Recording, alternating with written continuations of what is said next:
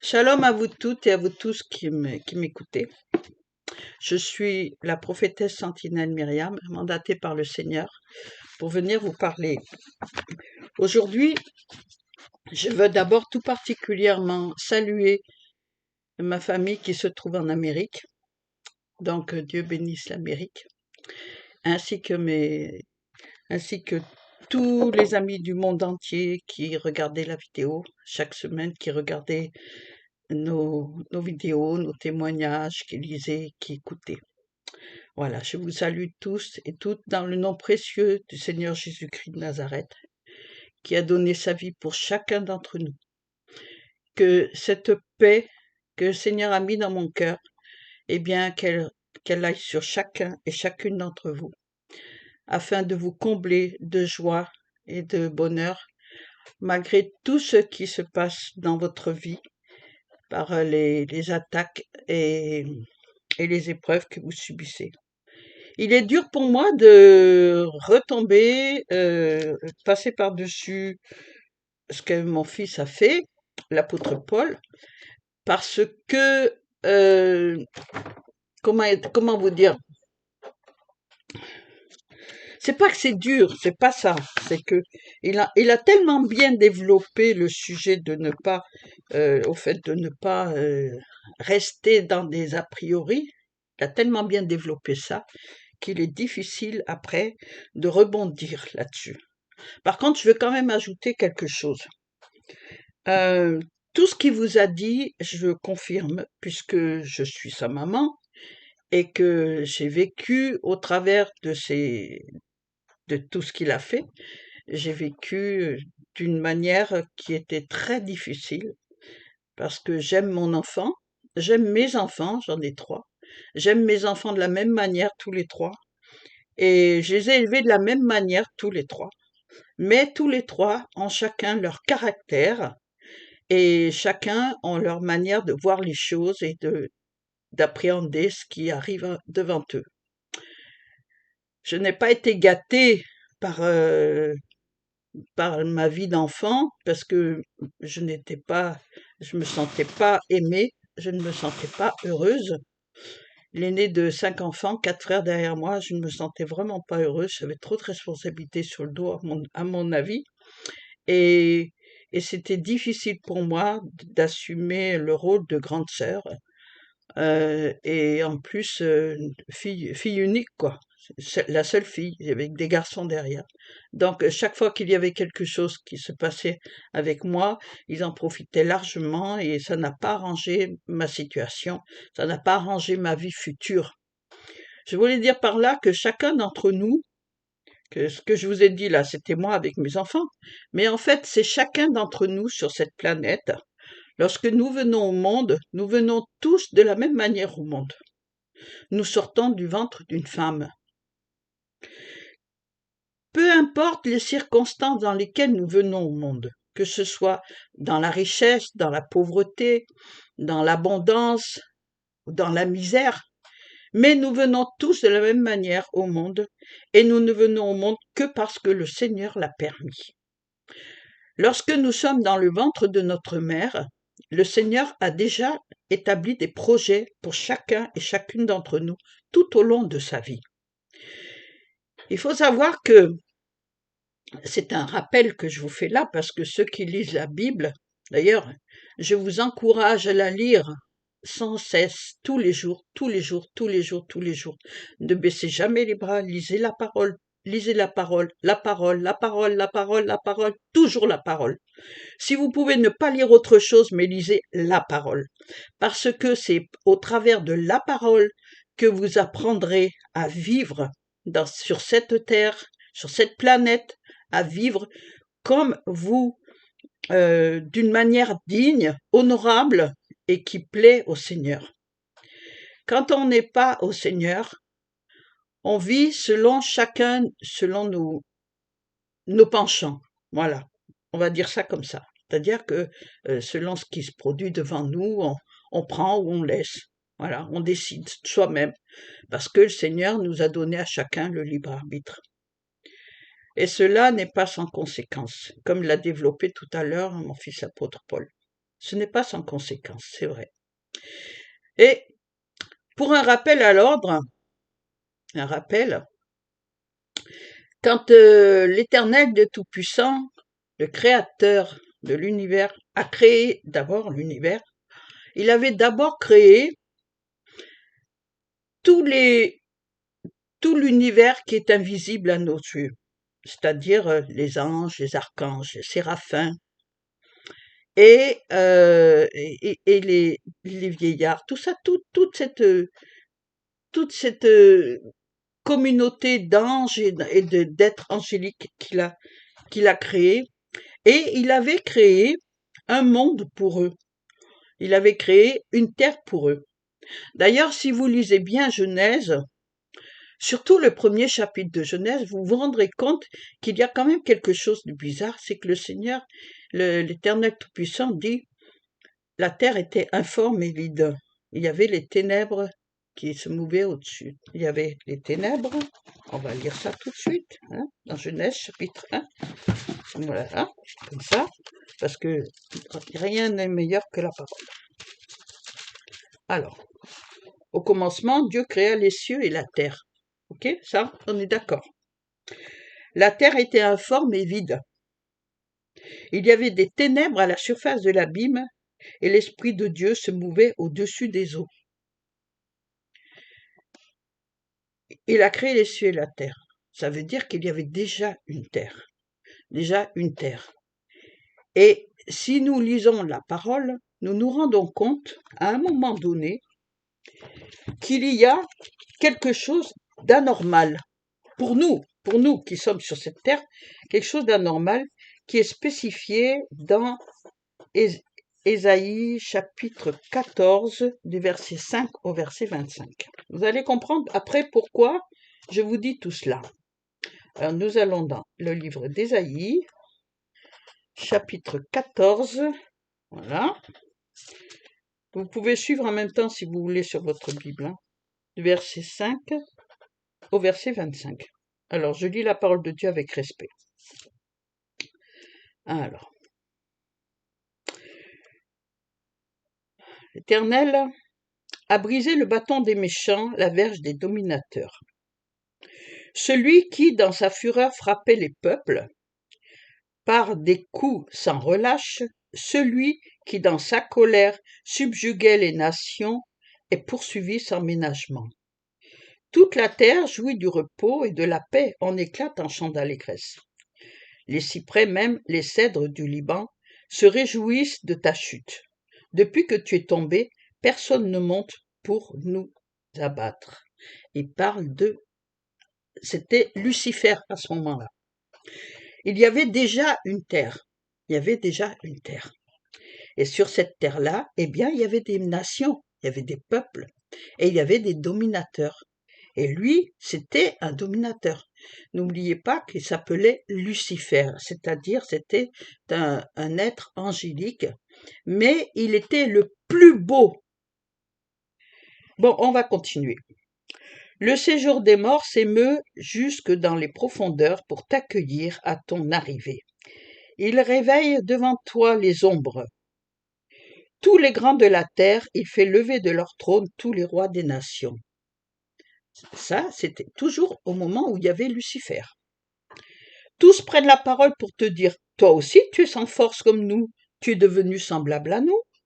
Ta magnificence est descendue dans le séjour des morts, avec le son de tes luttes. Sous toi est une couche de verre, et les vers sont ta couverture. Satan est tombé. Lucifer est tombé, et il s'appelle maintenant Satan. Te voilà tombé du ciel, astre brillant, fils de l'aurore.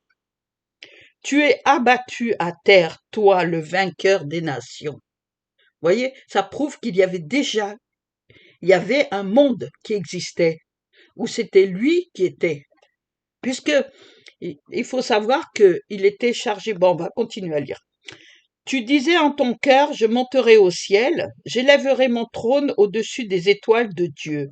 Je m'assiérai sur la montagne de l'assemblée, à l'extrémité du septentrion.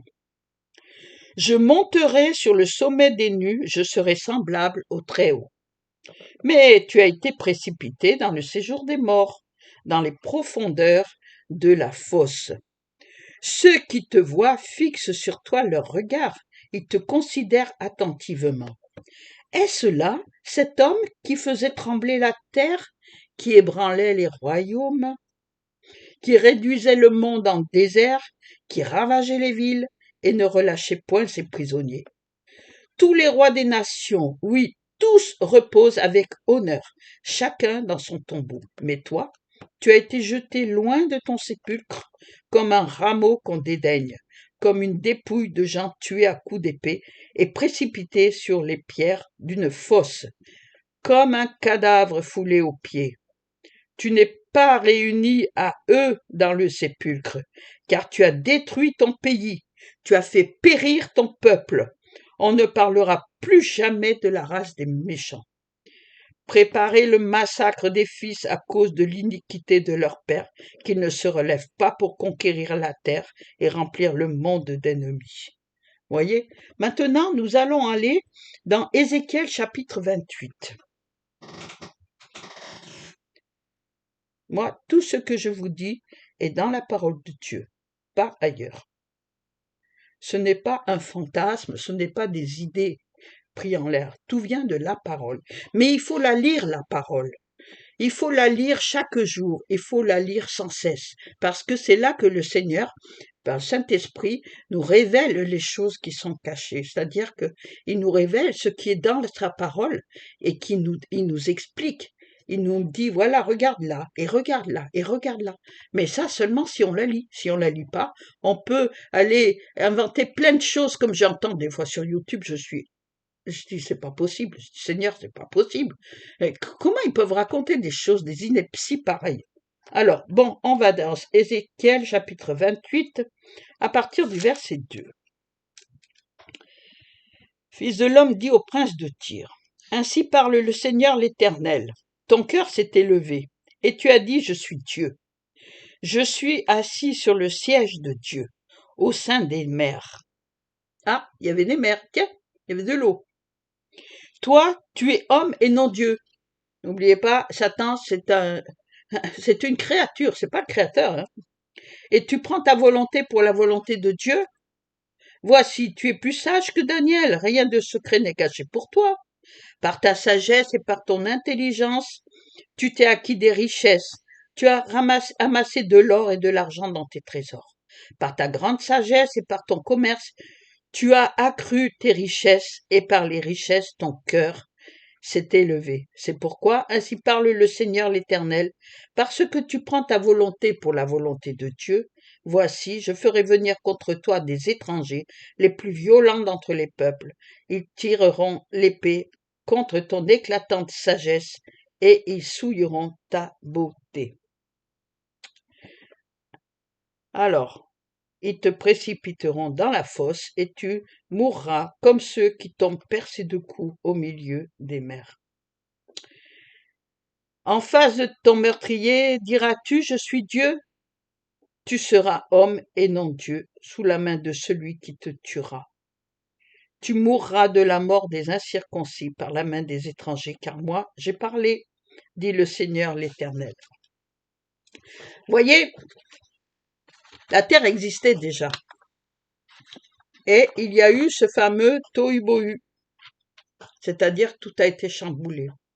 Et comme il dit dans Genèse, la terre était informe et vide, il y avait les ténèbres, c'est-à-dire que toute lumière avait disparu.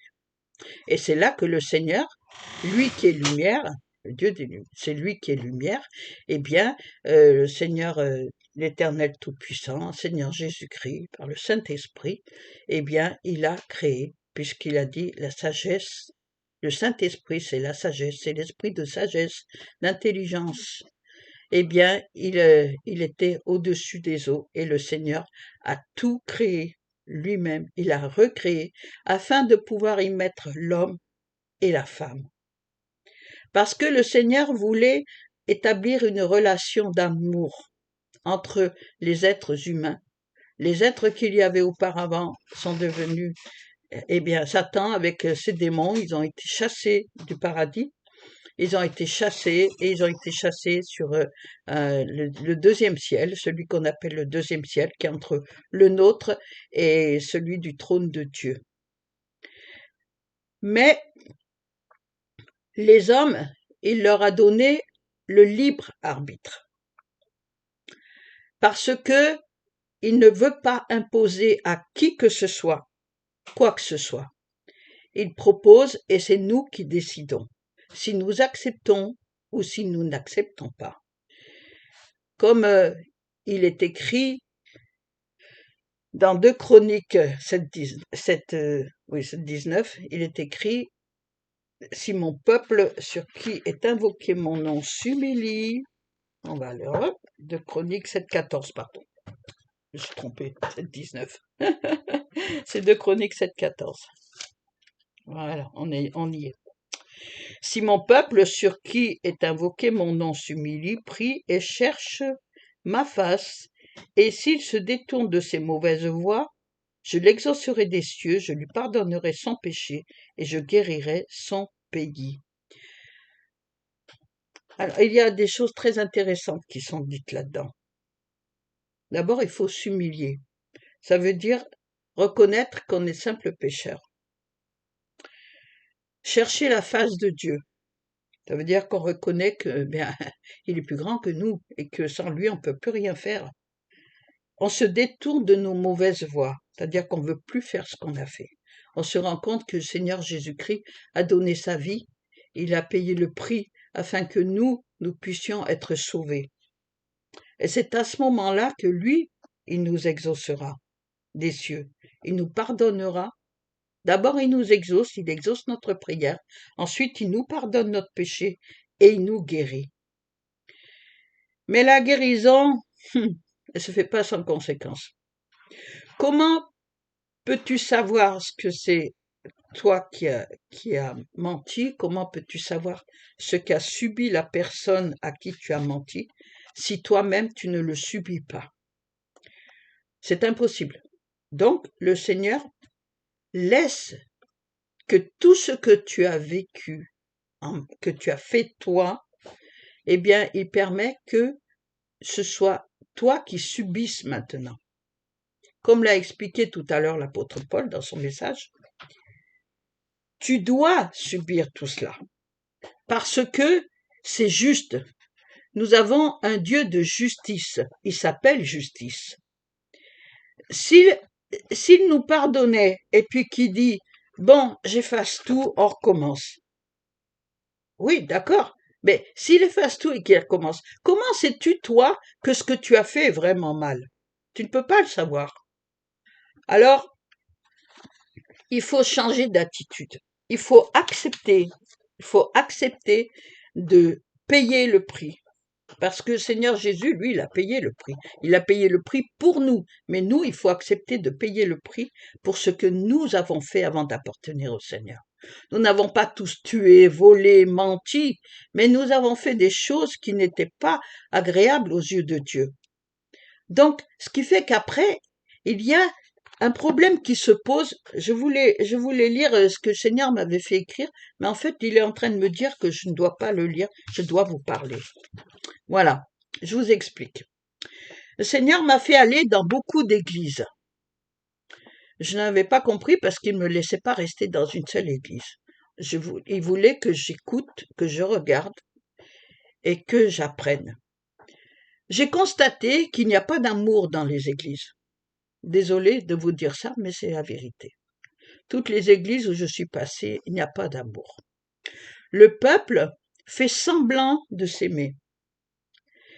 Mais à peine sorti de l'église, déjà dans l'église il y a les clans, et à peine sorti de l'église, ça reste par clan. Personne ne se dit bonjour, on jalouse, on dispute les uns, on dispute les autres, on se chamaille, on se cherche les poux sur la tête, même s'il n'y en a pas. On va chercher des histoires. Et ça, je l'avais remarqué. Ce qui fait que tu peux Tu peux dire, t'avancer et puis dire, je veux être délivré, je veux être guéri, mais tu ne seras jamais guéri, tu seras jamais délivré, parce que dans ton cœur, tu as du ressentiment, parce que dans ton cœur, tu as de la jalousie, parce que tu es hypocrite, parce que tu es menteur. Parce que lorsqu'on est hypocrite, on est menteur. Lorsqu'on est jaloux, c'est qu'on est menteur. Vous savez, aimer Dieu de tout son cœur, de toute son âme et de toute sa force, ce n'est pas anodin. Ce n'est pas juste des mots. C'est plus profond que ça. Lorsque j'ai donné mon cœur au Seigneur Jésus, lorsque je l'ai accepté dans mon cœur, moi j'ai beaucoup pleuré quand j'ai vu le Seigneur sur la croix, parce que je l'ai vu en esprit. Et je vous garantis, ça fait mal, ça fait très mal. J'ai pleuré, mais jamais j'ai pleuré comme ça. Jamais j'avais pleuré comme ça. J'ai dit, Seigneur, c'est à cause de moi que tu es là-dessus. Et je l'ai vu, moi, qui pleurait, et il pleure encore aujourd'hui. Et vous savez pourquoi il pleure? Parce que il m'a dit le Seigneur Jésus, il y a quelques jours, il m'a dit qu'il est triste, qu'il pleure parce que son peuple se querelle, son peuple se jalouse, son peuple se dispute, son peuple ne s'aime pas. On ne peut pas dire qu'on aime Dieu si on n'aime pas notre prochain qui est à côté de nous, si on n'aime pas notre enfant, si on n'aime pas notre voisin, si on n'aime pas la personne qui, quand on n'était pas au Seigneur, qui était notre ennemi. Tu dis que tu l'aimes, mais tu vas chercher des histoires, tu vas chercher des noises, tu vas te disputer pour un oui, pour un non. Non, il faut arrêter ça. Le Seigneur vous l'attristez, vous le remettez sur la croix. Arrêtez de vous chamailler pour un oui, pour un non. À quoi ça sert? Quand c'est comme ça que vous n'êtes pas d'accord, mettez-vous à genoux, prenez-vous la main et demandez au Seigneur de vous aider à vous pardonner mutuellement et à vous pardonner vous-même tout ce que vous avez fait. Parce que vous ne vous rendez pas compte. Mais chacun d'entre nous, chacun et chacune, tout le monde est dans l'eau. Tout le monde. Personne n'est excepté personne. Nous sommes tous pareils. Même moi, je l'ai vécu ça. Donc, je sais de quoi je parle. Je dis, ouais, il m'a fait ça quand même. Bon, d'accord, je pardonne, mais bon, quand même, faudrait peut-être qu'il change. Je disais ça, hein. Je vous dis la vérité devant Dieu, je ne mens pas. Dieu m'est témoin. C'est ce que je disais. Je le disais, non seulement je le pensais, mais je le disais. Donc mon cœur n'était pas pur. Et j'ai dû demander pardon au Seigneur. Et je lui ai demandé la force de me donner, la force de pardonner. Parce que on dit qu'on pardonne avec notre bouche, mais on pardonne pas avec le cœur. C'est pas vrai. Pardonner avec le cœur, c'est très dur. Il n'y a que le Saint-Esprit, l'Esprit de Dieu, l'Esprit de Jésus, qui peut nous faire et nous aider à pardonner. Il est impossible de pardonner de soi-même. C'est impossible. Il n'y a que le Saint-Esprit qui peut nous aider. Alors, arrêtez de vous chamailler, d'accord? Arrêtez de chercher des histoires là où il n'y en a pas. Ce que vous avez vécu dans le passé, c'est dans le passé. Maintenant, vous êtes des nouvelles créatures. Vous êtes nés en Christ, en Jésus-Christ qui a donné sa vie pour toi. Arrête. Arrête de faire des histoires pour un oui, pour un non. Vous êtes frères et sœurs. Devant le Seigneur, vous êtes pareils. Vous avez la même identité devant Jésus-Christ. C'est votre Seigneur et Sauveur. Vous avez la même identité. Est-ce que vous voyez, est-ce que vous voyez je sais pas comment vous expliquer. Est-ce que vous imagineriez deux anges en train de se bagarrer? Répondez-moi. Répondez. Est-ce que vous imaginez que deux anges puissent se battre? Non. Vous avez été créés, nous avons été créés à l'image et à la ressemblance de Dieu. Alors, les histoires, vous les mettez à la poubelle. Les chamailleries, vous les mettez à la poubelle. Et vous demandez pardon au Seigneur. Et vous vous demandez pardon mutuellement. Je vous assure, si vous faites ça, le Seigneur va vous élever encore plus. Mais il faut accepter. Arrêtez de regarder ce que l'autre fait, ou ce que l'autre dit, ou ce que l'autre pense. Qu'est-ce que vous en avez à faire? Regardez plutôt ce que Dieu pense de vous, ce que Jésus pense de vous. Qu'est-ce qu'il pense de toi, Jésus? Qu'est-ce qu'il dit de toi, Jésus? Jésus-Christ, qu'est-ce qu'il dit de toi? Il t'aime plus que tout au monde. Chaque fois que tu pries, que tu l'appelles, que tu lui demandes son secours, il est là, il te répond. Et il insiste toujours pour te dire qu'il t'aime. Alors, est-ce que tu crois que c'est de l'amour si tu te disputes pour un oui, pour un non avec ton frère ou ta sœur? Non, non, non. Comment veux-tu être délivré des choses qui te pèsent de ton passé, que Satan t'a fait subir? Parce que quand tu étais avec lui, il était content, lui, tu faisais ce que tu voulais, donc tu lui appartenais. Est-ce que tu crois que c'est bon ça? Est-ce que tu crois que tu peux vivre comme ça? Tu dis que tu appartiens au Seigneur Jésus. Mais si tu lui appartiens réellement, alors aime ta sœur, aime ton frère. Et s'il y a quoi que ce soit, eh bien, demande pardon. Nous allons prendre notre Bible et nous allons prendre le livre de Jacques au chapitre 1. Parce que cette situation n'est pas d'aujourd'hui. Jacques, c'est un apôtre aussi, oui, c'était le frère de Jésus, un des frères de Jésus. Jacques a vu ça et lui-même, moi j'ai vu dans les églises, donc je n'invente rien, mais Jacques lui-même, on va chez Jacques, voilà, on arrive. D'habitude, c'est pas dans cette Bible que je lis, donc c'est pas toujours évident. Voilà, ça y est, j'y suis. Chapitre 1. Alors, je vais vous lire le premier chapitre de Jacques. Hein, vous allez comprendre. Jacques, serviteur de Dieu et du Seigneur Jésus-Christ, aux 12 tribus qui sont dans les dispersions, salut. Alors, il dit aux 12 tribus, mais en fait, c'est pour tout le monde. Hein. Il faut bien comprendre que tout ce qui est dans la parole est pour notre édification personnelle. Mes frères, regardez comme un sujet de joie complète les diverses épreuves auxquelles vous pouvez être exposés, sachant que l'épreuve de votre foi produit la patience. Mais il faut que la patience accomplisse parfaitement son œuvre, afin que vous soyez parfaits et accomplis sans faillir en rien. Si quelqu'un d'entre vous manque de sagesse, qu'il la demande à Dieu, qui donne à tous simplement et sans reproche, et elle lui sera donnée. Mais qu'il la demande avec foi, sans douter. Car celui qui doute est semblable au flot de la mer, agité par le vent et poussé de côté et d'autre. Qu'un tel homme ou femme ne s'imagine pas qu'il recevra quelque chose du Seigneur. C'est une personne irrésolue, inconstante dans toutes ses voies. Que le frère de condition humble ou la sœur de condition humble se glorifie de son élévation.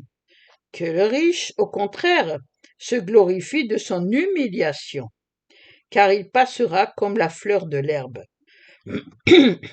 Le soleil s'est levé, avec sa chaleur ardente, il a desséché l'herbe, sa fleur est tombée et la beauté de son aspect a disparu. Ainsi le riche se flétrira dans ses entreprises. Heureux l'homme qui supporte patiemment la tentation, car après avoir été éprouvé, il recevra la couronne de vie que le Seigneur a promise à ceux qui l'aiment. Que personne, lorsqu'il est tenté, ne dise « c'est Dieu qui me tente », car Dieu ne peut être tenté par le mal, et il ne tente lui-même personne.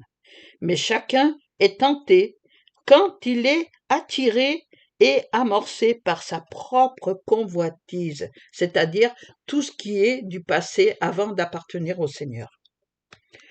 Puis la convoitise, lorsqu'elle a conçu, enfante le péché, et le péché étant consommé, produit la mort. Ne vous y trompez pas, mes frères bien-aimés. Toute grâce excellente Et tout don parfait descend d'en haut, du Père des Lumières, chez lequel il n'y a ni changement, ni ombre de variation. Il nous a engendrés selon sa volonté par la parole de vérité, afin que nous soyons en quelque sorte les prémices de ses créatures. Sachez-le, mes frères bien-aimés, ainsi que tout homme soit prompt à écouter, lent à parler, lent à se mettre en colère. Il n'y a pas que les hommes, il y a aussi la femme. Parce que devant Dieu, il n'y a ni homme ni femme. Nous sommes tous pareils pour lui. Nous sommes ses enfants. Car la colère de l'homme s'accomplit par la justice de Dieu. N'accomplit pas la justice de Dieu, pardon. Car la colère de l'homme n'accomplit pas la justice de Dieu. C'est pourquoi, rejetant toute souillure et tout excès de malice, recevez avec douceur la parole qui a été plantée en vous et qui peut sauver vos âmes. Mettez en pratique la parole et ne vous bornez pas à l'écouter en vous trompant vous-même par de faux raisonnements. Car si quelqu'un écoute la parole et ne la met pas en pratique, il est semblable à un homme qui regarde d'un miroir son visage naturel et qui, après s'être regardé, s'en va et oublie aussitôt quel il était. Mais celui qui aura plongé ses regards dans la loi parfaite, la loi de la liberté, et qui aura persévéré, n'étant pas un auditeur oublieux, mais se mettant à l'œuvre, celui-là sera heureux dans son activité. Si quelqu'un croit être religieux sans tenir sa langue en bride, mais en trompant son cœur, la religion de cet homme est vaine. La religion pure et sans tache, devant Dieu notre Père, consiste à visiter les orphelins et les veuves dans leur affliction et à se préserver des souillures du monde. Il faut accepter de se soumettre à la volonté de Dieu. Se soumettre à la volonté de Dieu, eh bien, ça se résume en 2 phrases. Tu aimeras l'Éternel ton Dieu de tout ton cœur, de toute ton âme, de toute ta force, et tu aimeras ton prochain comme toi-même. Pourquoi? Parce que Dieu nous a aimés le premier, et il nous l'a montré, il nous l'a démontré, il nous l'a prouvé en envoyant son Fils unique, afin que quiconque croit en lui ne périsse point, mais qu'il ait la vie éternelle. La vie éternelle, c'est connaître Dieu. Vous savez, Dieu a mis, depuis que le Seigneur Jésus-Christ est venu, il y a dans le cœur de tout être humain la pensée de Dieu. Tout être humain. C'est écrit dans l'Ancien Testament. Je ne me rappelle plus chez qui, je crois que c'est chez Joël ou... Enfin, bon, c'est écrit dans l'Ancien Testament. Eh bien, il a mis la pensée de l'éternité et il a mis la pensée qu'il y a un Dieu au-dessus de tout ça. Donc, personne ne peut dire à l'intérieur de lui que moi, je ne sais pas ce que c'est, parce que Dieu a mis ça à l'intérieur de chaque être humain, depuis que le Seigneur Jésus-Christ est mort et ressuscité, qui est sorti du tombeau.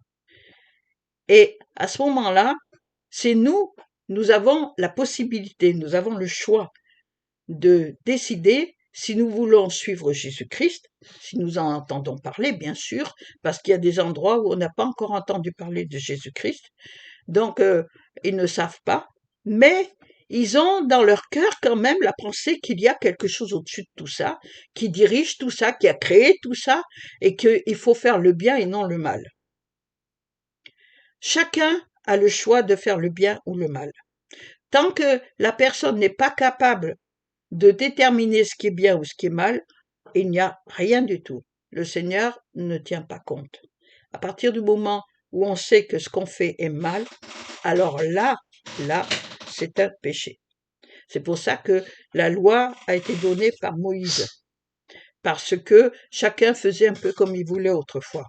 Donc le Seigneur a envoyé la loi, les tables de la loi par Moïse, afin qu'il y ait des règles, des ordonnances, parce que le peuple était un peuple qui n'a pas de règles et d'ordonnances, eh bien il est sans frein. Il peut pas savoir si ce qu'il fait c'est bien ou pas. D'ailleurs, on le lit bien dans l'Ancien Testament, tout ce qui arrive. Mais le Seigneur, l'Éternel Tout-Puissant, il, euh, il a détruit des peuples entiers afin que son peuple ne soit pas entraîné à faire exactement comme ces peuples faisaient, c'est-à-dire qu'ils adoraient des faux dieux et ils faisaient des sacrifices humains, même leurs propres enfants, ils les sacrifiaient aux dieux, alors que Dieu est contre ça. Quand il a demandé à Abraham de lui sacrifier son fils Isaac, c'est parce que c'était pour montrer par là que lui-même allait donner son propre fils en sacrifice. D'ailleurs, dans Genèse 3:15, il parle déjà que le serpent blessera la femme, le talon, mais que la femme l'écrasera sa tête. Il parlait de son Église, de ses enfants qui allaient venir après. Le Seigneur Jésus nous donne cette arme. C'est une arme que nous avons. Quand il dit la femme, il ne parle pas que des femmes, il parle de son Église. C'est son épouse, l'Église. Il faut cesser d'inventer des choses, de croire des choses qui n'existent pas. Je suis vraiment peinée, moi, quand j'écoute les cultes des fois sur YouTube. Je suis peinée et je prie beaucoup parce que je dis c'est pas possible, Seigneur. Comment peuvent-ils dire des abominations pareilles? Au lieu de prêcher l'amour, au lieu de prêcher la repentance, au lieu de prêcher le pardon, au lieu de prêcher Jésus-Christ, ils prêchent, euh, ils prêchent bon, hein, l'argent, que tu vas avoir des enfants, tu vas avoir des voitures, tu vas avoir des maisons, tu vas avoir ceci, tu vas avoir cela. Allez, viens donner tant d'argent et tu verras, je vais te bénir. Viens me bénir et moi après je vais t'imposer les mains et tu vas être béni, tu vas avoir tout ce que tu demandes. Ça se passe pas comme ça avec Jésus. C'est pas ça. Jésus, c'est pas ça. Jésus, on vient devant lui à genoux. On vient devant lui, on est prosterné devant lui, devant sa face. On se présente devant le trône de Dieu, on se présente prosterné devant lui.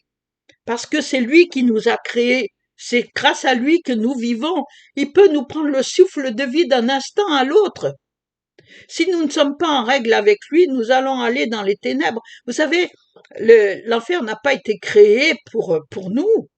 Ça a été créé pour Satan et ses démons. Parce il s'est enflé d'orgueil. Il a voulu atteindre le trône de Dieu, mais il peut pas atteindre le trône de Dieu. Il est une créature, il n'est pas Dieu. Alors il copie tout ce qu'il peut copier de la part de Dieu. Lui, il copie, mais dans le mal.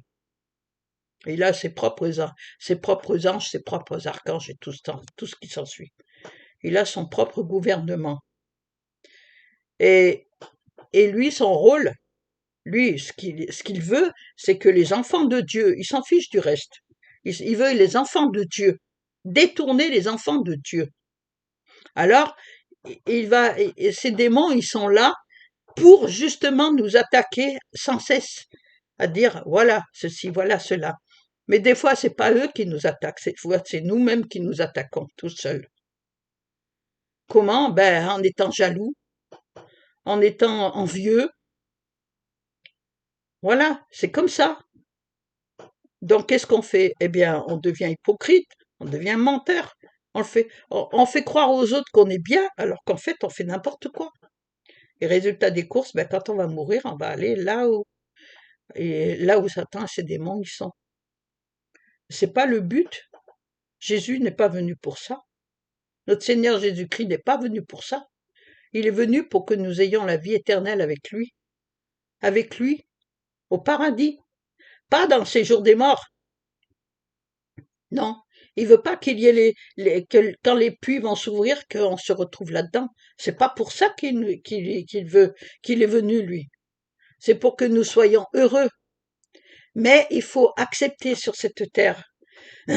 Il faut accepter, eh bien, de subir déjà les conséquences de nos actes, parce que c'est tout à fait normal, mais sachant que le Seigneur est avec nous en permanence. Il est toujours là à nous aider. Et il met la paix dans notre cœur, quoi qu'il arrive. Vous croyez que ça m'amuse, moi, d'avoir mal jour et nuit? Vous croyez que ça m'amuse de prendre des cachets, des antidouleurs? Hein? Eh bien, je vais vous annoncer qu'aujourd'hui, pour la première fois, je n'ai pas pris d'antidouleur de toute la journée. J'avais pris juste 2 tout à l'heure parce que le Seigneur m'a dit prends-les parce que toutes les douleurs revenaient. Vous vous rendez compte? Ça fait combien d'années? Je ne sais même pas moi, José, ça fait combien d'années que je prends des cachets? Ça fait au moins 10 ans, je crois. Vous vous rendez pas compte? J'ai tout essayé, j'ai même essayé la morphine. Même jusqu'à la morphine, j'ai pris. Parce que je n'arrive pas à marcher. J'ai tout essayé pour les douleurs. Tout. Le Seigneur, je suis allée dans des églises. On m'a imposé les mains. On a prié pour moi. On a fait, oh là, beaucoup de choses.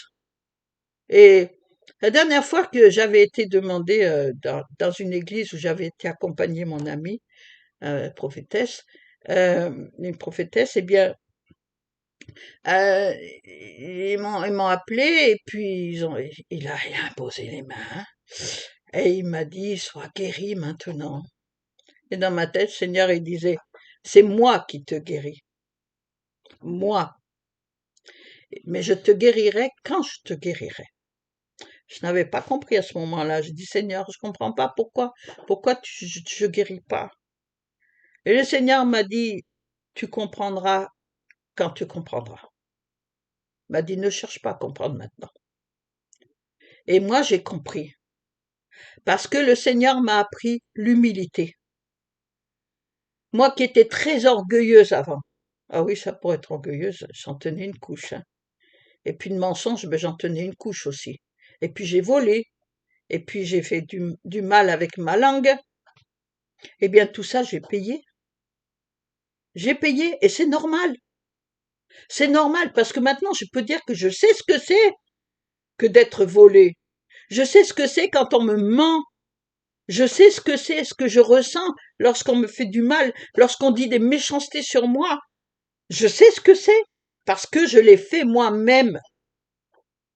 Mais quand j'ai fait, je me suis jamais rendu compte de ce que je faisais. J'étais orgueilleuse, je me rendais pas compte que je faisais du mal aux gens. Je m'en rendais pas compte. Quand je jalousais que elles ont ça, elles ont ça, elles ont ça, et moi j'ai rien du tout. Eh oui, je me rendais pas compte. Mais c'est quand moi je l'ai subi que je me suis rendu compte que, ouh là là, qu'est-ce que j'ai fait, Seigneur? J'avais déjà demandé pardon, et le Seigneur m'avait pardonné.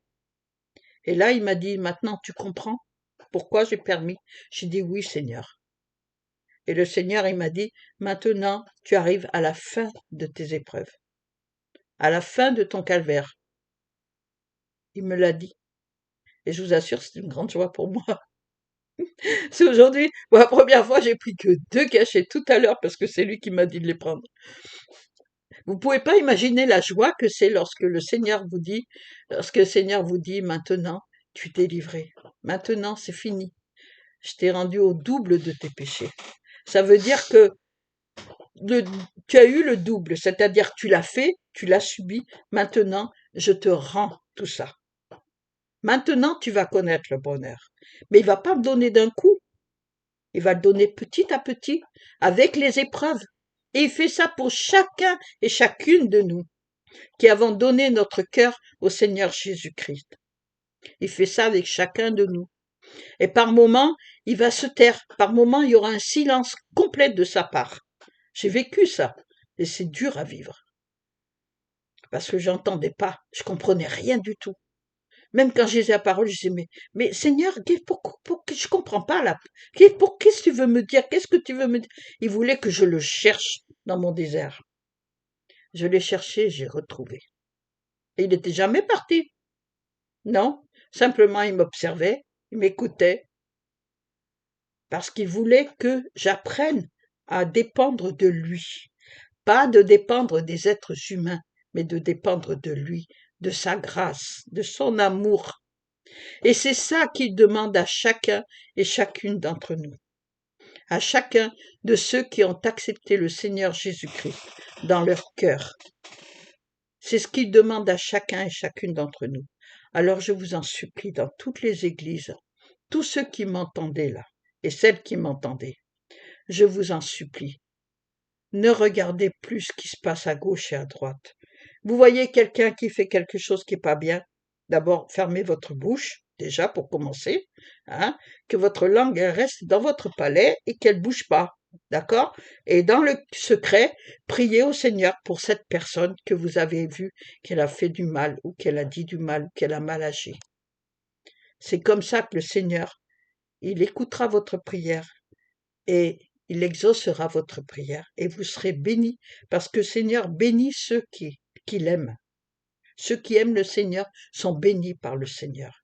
Et comment aimer le Seigneur? Eh bien, c'est agir par amour, car c'est par amour qu'il nous a créés. C'est par amour qu'il nous a donné la vie. Vous allez me dire, il y a tellement de gens qui souffrent, il y a tellement de gens qui meurent. Moi, j'ai vu sur YouTube, ça fait mal quand on voit des choses comme ça. J'ai vu sur YouTube des personnes qui ont 10 membres, des personnes qui ont 2 têtes, des personnes qui ont 2 corps soudés l'un à l'autre. J'ai vu des personnes qui ont des choses incroyables. Et je disais, Seigneur, c'est quoi ça? Je dis, pourquoi ça? Je dis, ça fait mal de voir ça. Le Seigneur m'a dit, c'est parce qu'il n'est pas là.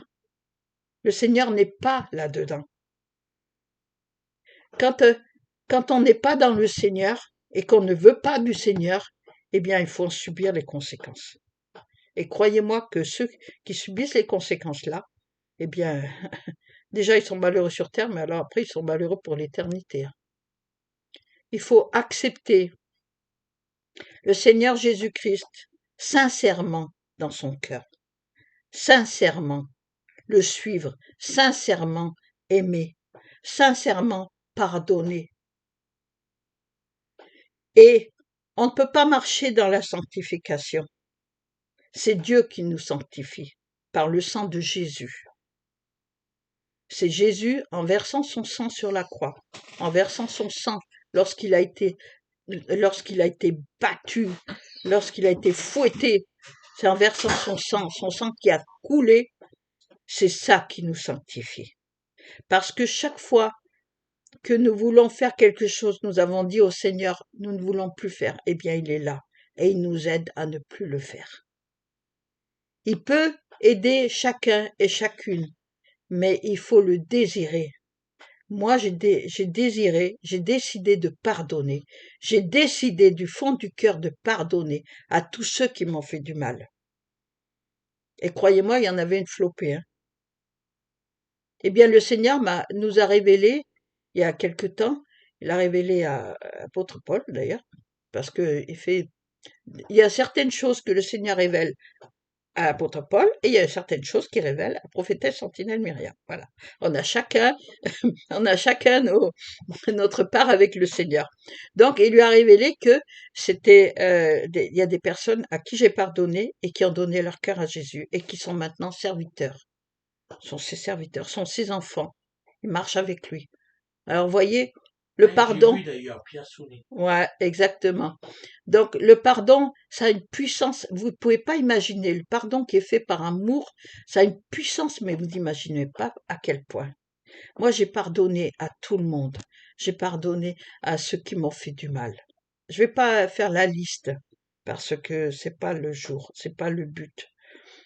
Mais j'ai pardonné. Faites pareil. Pardonnez sincèrement du fond du cœur. Quel que soit ce que vous ayez subi avec cette personne, pardonnez et vous serez bénis. Pardonne, pardonne, pardonne, pardonne.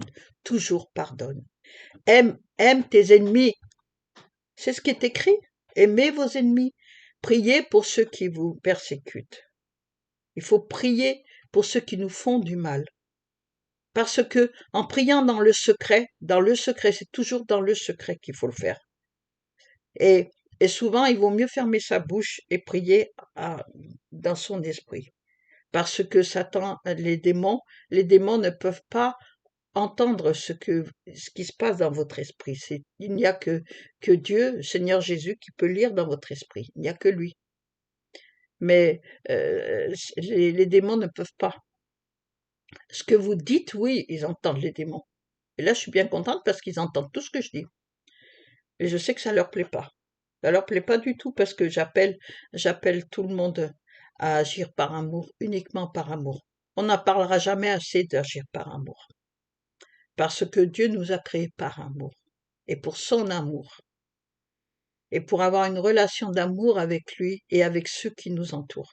Chaque fois que vous aimez ceux qui vous entourent, surtout ceux qui vous ont fait du mal, ceux qui vous ont causé du tort, pas forcément fait du mal, mais causé du tort, soit professionnellement, soit physiquement, soit moralement, qui vous ont causé du tort, eh bien, si vous leur pardonnez sincèrement dans votre cœur et que vous priez pour cette personne, que le Seigneur la bénisse, alors là, je vous dis pas. C'est comme si vous mettiez des charbons ardents sur leur tête. Ça, ça détruit, en fait, ça détruit le mal. L'amour détruit le mal. Complètement. Mais il faut persévérer dans l'amour. Ok? Je vous aime tellement. Si vous savez comme je prie pour tous ceux qui sont dans le monde entier, qui appartiennent au Seigneur et que le Seigneur m'a montré beaucoup de choses. Et je vous assure, ne vous disputez pas pour un oui, pour un non. Vous avez vu ce que j'ai lu dans Jacques? Et il y a aussi dans Jérémie, je crois, chapitre 23, quelque chose que le Seigneur m'a dit. Je vais retrouver ça. Jérémie, je crois que chapitre 23. Si je me souviens bien. Attends, je suis pas au bon endroit là. Jérémie, je crois que c'est chapitre 23.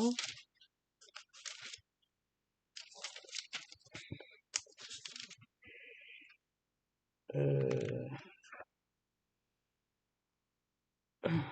Ah, ça, voilà, Seigneur m'avait dit ça. Ça m'a beaucoup travaillé ce chapitre. Je vais vous le lire. Malheur au pasteur qui détourne et disperse le troupeau de mon pâturage, dit l'Éternel.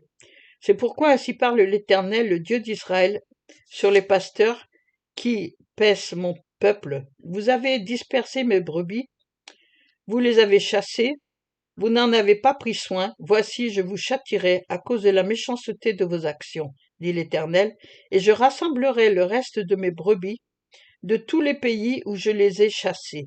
Je les ramènerai dans leur pâturage, c'est-à-dire Jésus-Christ.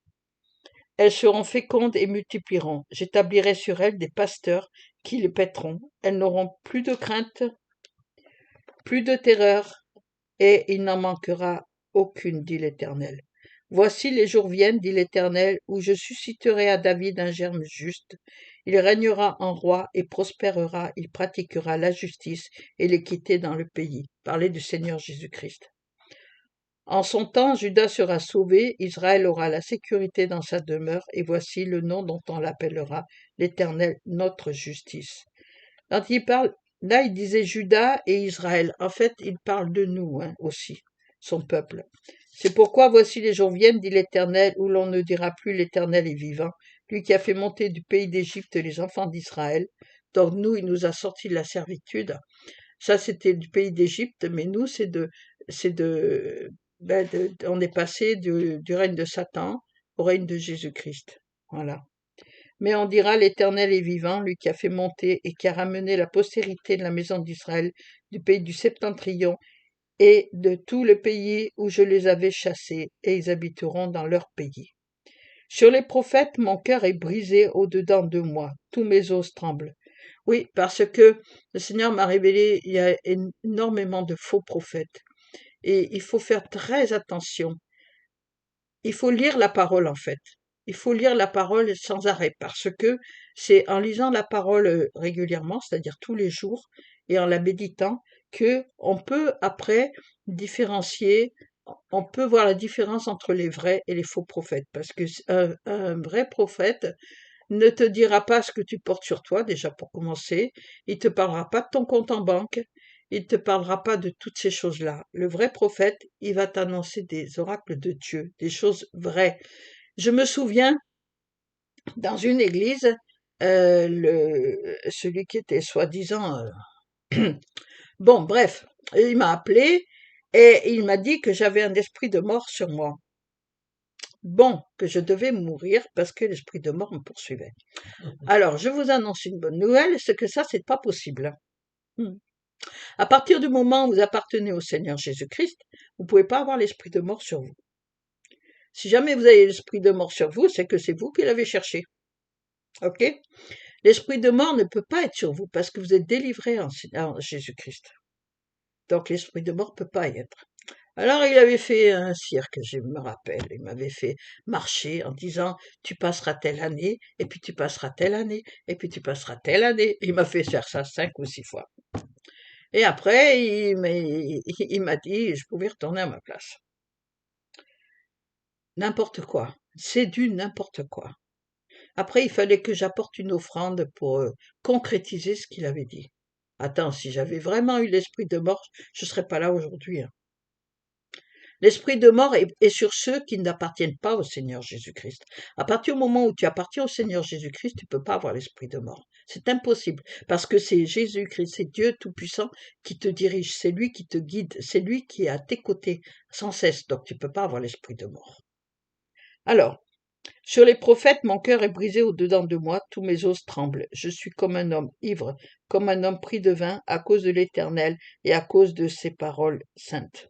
Car le pays est rempli d'adultère. Le pays est en deuil à cause de la malédiction. Oui, là aussi, je veux dire quelque chose. Il parle d'adultère. L'adultère, c'est pas forcément un homme qui va coucher avec les femmes ou une femme qui va coucher avec des hommes. L'adultère, peut-être l'adultère spirituel, c'est-à-dire que au lieu de vous fier à la parole de Dieu, vous vous fiez à la parole des hommes. Ça, c'est un adultère. Au lieu d'aller, lorsque vous avez un problème, au lieu d'aller dans votre lieu secret et confier ça au Seigneur entre ses mains, ce que nous faisons chaque jour, mon enfant et moi, eh bien, vous allez aller immédiatement chercher du secours à gauche et à droite. Il y a une histoire que mon fils aime bien raconter. C'est celui qui veut avoir une voiture et il va dire à tout le monde, oh là là, qu'est-ce que j'aimerais que le Seigneur me donne une voiture. Oh là là, qu'est-ce que j'aimerais que le Seigneur me donne une voiture. Et la semaine après, quand il retourne au culte, il y en a un qui vient, il dit, tiens, regarde, il y a une voiture. Lui, il dit, merci Seigneur. Non, c'est pas le Seigneur qui lui a donné la voiture. C'est son ami qui a donné la voiture, parce que lui a demandé. Mais s'il était allé dans son lieu secret, il aurait dit, Seigneur, j'ai besoin d'une voiture parce que pour ceci, pour cela, et que quand il retourne à son église, il y en a un qui lui dit j'ai dans mon cœur qu'il faut que je te donne la voiture. Là, tu peux dire que c'est le Seigneur qui te l'a donnée. Vous voyez, c'est ça aussi l'adultère. Vous voyez, c'est se confier en l'homme au lieu de se confier en Dieu. Tu as un problème, tourne-toi vers le Seigneur Jésus. Le Saint-Esprit est là. Le Saint-Esprit est là pour dire de la part de Dieu et pour rappeler ce que le Seigneur Jésus-Christ a fait sur cette terre. Il est là pour ça. Il est là pour te rappeler la parole. Mais pour qu'il te rappelle la parole, il faut que toi, tu écoutes la parole. Il faut que toi, tu lises la parole. Il faut que toi, tu mettes en pratique la parole. Ça se fera pas comme ça. Il faut la lire. Il faut pas la lire et puis après aller danser ou aller fumer ou aller boire ou aller faire la fête. Non, non, ça marche pas comme ça. Tu lis la parole, tu as dit, nous aimons bien regarder des films, nous aimons bien regarder des séries, nous aimons bien regarder ça. Mais la première chose, c'est le Seigneur. C'est que lui. Il est le principal. C'est lui. Sans lui, nous ne pouvons pas vivre. Notre vie est entre ses mains. Et si vous saviez ce qu'on subit, oh là là. Je subis beaucoup, beaucoup d'épreuves. Mais je sais que le Seigneur est là. Et je sais que ces épreuves-là, eh bien, je vais en sortir vainqueur. Parce que si le Seigneur permet les épreuves, c'est pour nous faire grandir dans la foi et la connaissance de son amour. Alors, le pays est en deuil à cause de la malédiction. Les plaines du désert sont desséchées. Ils courent au mal, ils n'ont de la force que pour l'iniquité. Prophètes et sacrificateurs sont corrompus. Oui, ça, malheureusement, c'est la vérité. Même dans ma maison, j'ai trouvé leur méchanceté, dit l'Éternel. Quand il parle de sa maison, c'est les églises. Soi-disant, les églises, c'est la maison de Dieu. Ah, j'ai été peinée, moi, quand j'ai vu quelqu'un qui marchait avec le Seigneur, qui était vraiment, il marchait comme le Seigneur voulait et tout. et qui fait n'importe quoi maintenant. Ça m'a fait mal quand j'ai vu. Ça m'a fait mal. J'ai dit, Seigneur, je t'en supplie, touche son cœur pour qu'il change, qu'il arrête de faire ça et qu'il change. Mais si la personne ne veut pas changer, eh ben, le Seigneur peut pas le forcer. Le Seigneur envoie des prophètes, il envoie des serviteurs, il envoie et des servantes pour lui dire, attention à ce que vous faites là, c'est pas bien. Mais si la personne ne veut pas écouter, si la personne ne veut pas changer, le Seigneur ne va pas l'obliger, ne va pas le forcer à changer. Vous comprenez? Beaucoup de prophètes, beaucoup de serviteurs de Dieu sont tombés parce que ils ne sont pas restés dans la parole. Ils se sont fait avoir. Tout le monde peut tomber. Tout le monde peut tomber. Moi-même, je suis tombée. Mais je me suis repentie sincèrement. J'ai demandé pardon au Seigneur. Et j'ai demandé au Seigneur, il m'a relevé. Tout le monde peut tomber. Personne n'est à l'abri de tomber. Parce que les tentations sont là et que parfois, si on est fatigué, eh bien, on n'est pas attentif, eh bien, on tombe. Tout le monde peut tomber. Mais si on se repent, tant qu'on a de la vie, tant qu'on a la vie, on peut se repentir. Mais il faut pas traîner. Dès que vous vous rendez compte que ce que vous avez fait ou dit et ça fait de la peine au Seigneur, eh bien, immédiatement, ne remettez pas. Immédiatement, demandez pardon au Seigneur. Allez dans votre lieu secret, demandez pardon au Seigneur. Et allez trouver la personne que vous avez offensée et demandez-lui pardon. Si elle vous pardonne, vous aurez gagné. Mais si elle ne vous pardonne pas, c'est pas votre problème. Vous avez demandé pardon. C'est ça qui compte. Vous avez le cœur sincère, c'est ça qui compte. Et c'est ça que le Seigneur Jésus aime. C'est pour ça que le Seigneur Jésus est venu. Et il dit bien, le Seigneur, c'est pourquoi leur chemin sera glissant et ténébreux, ils seront poussés et ils tomberont, car je ferai venir sur eux le malheur, l'année où je les châtierai, dit l'Éternel. Il faut savoir aussi une chose, c'est que on voit des personnes qui agissent mal et on ne comprend pas pourquoi ces personnes, eh bien, le Seigneur ne les punit pas. Alors, on a l'exemple avec Job. Vous lirez le livre de Job, c'est pas la peine que je vous le dise, parce que si je vous dis tout, c'est pas intéressant. Il faut lire la parole.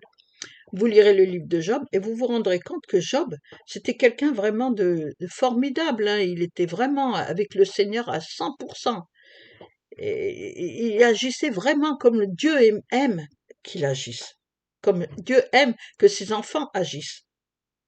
Eh bien, il y en a un qui était pas content et qui a dit au Seigneur, il a dit, Seigneur, il a dit, tu vois, hein, mon serviteur Job, il est intègre et droit, et puis, tu vois, comme il agit toujours bien, il est vraiment, je suis fier de lui.